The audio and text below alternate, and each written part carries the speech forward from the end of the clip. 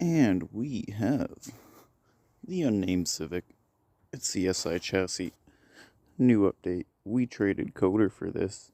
So this is coder temporarily. That's guano. Still got the blue car.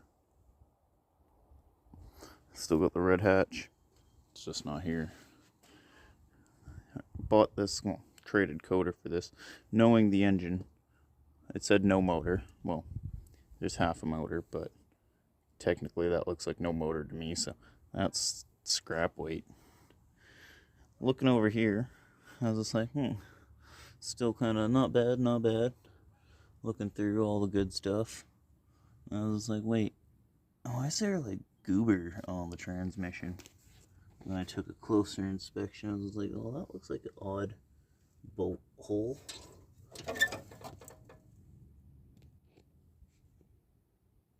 Yeah, that's not great.